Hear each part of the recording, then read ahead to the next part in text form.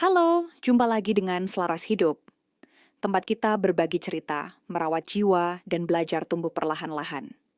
Sebelum kita mulai, kalau kamu uka topik tentang healing, journaling, dan tumbuh jadi versi terbaik dirimu, jangan lupa subscribe dulu dan nyalakan lonceng notifikasi, supaya kamu nggak ketinggalan video-video inspiratif seperti ini. Pernah nggak sih, kamu ngerasa hati kamu penuh banget, tapi nggak tahu harus cerita ke siapa? Kadang kita cuma butuh satu hal sederhana. Duduk, buka buku, dan mulai menulis. Tapi bukan sembarang menulis. Ini namanya mindful journaling. Cara menulis yang bisa menyembuhkan. Apa itu mindful journaling? Mindful journaling itu bukan sekadar curhat. Ini adalah praktik menulis yang dilakukan dengan kesadaran penuh. Kita hadir sepenuhnya saat menulis. Setiap kata, setiap kalimat, kita tulis dengan jujur dan tanpa menghakimi diri sendiri. Mindful journaling menggabungkan kekuatan menulis ekspresif dan kesadaran ala meditasi.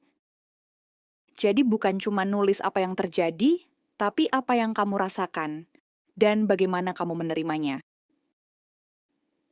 Kenapa sih harus coba mindful journaling? Ini beberapa manfaatnya. Yang pertama, meredakan stres dan kecemasan. Menulis pikiran yang mengganggu bisa membantu otak kita membersihkan kekacauan di kepala. Kedua, membantu mengenali pola pikir negatif. Kadang kita nggak sadar kalau sedang keras banget sama diri sendiri. Menulis bisa membuka mata kita. Ketiga, meningkatkan rasa syukur dan self-compassion. Lewat journaling, kita belajar untuk lebih sabar dan menerima diri. Mau mulai? Gampang banget. Kamu cuma butuh buku catatan, pulpen, dan waktu sekitar 10-15 menit per hari. Ini langkah-langkahnya. 1. Temukan tempat tenang. Nggak harus mewah, yang penting kamu bisa duduk dengan nyaman. 2. Tarik napas dalam, lalu hembuskan. Tujuannya biar kamu benar-benar hadir, bukan cuma nulis asal-asalan. 3. Tulis apa adanya. Nggak usah takut salah, nggak ada yang akan baca selain kamu. Gunakan prompt jika bingung. Ini beberapa contoh promptnya. Hari ini aku merasa, karena apa yang sedang aku hindari? 4. Hal kecil apa yang membuatku bersyukur hari ini? Ingat, ini bukan soal estetika tulisan, tapi tentang kejujuran. Lalu kita bisa lanjutkan, cerita nyata and refleksi.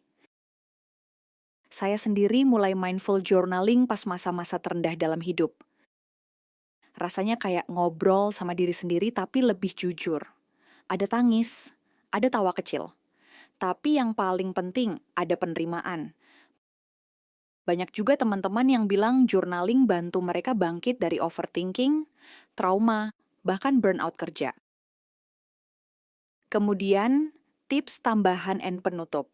Sebelum kita tutup video ini, aku mau kasih beberapa tips biar mindful journaling kamu makin efektif.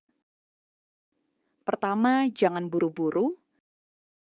Kedua, jadikan rutinitas harian, misalnya pagi atau malam sebelum tidur. Ketiga, setelah menulis, baca ulang pelan-pelan. Rasakan apa yang muncul. Mindful journaling bukan sekadar kegiatan, tapi proses bertumbuh. Dan healing bukan berarti melupakan tapi menerima dengan kasih.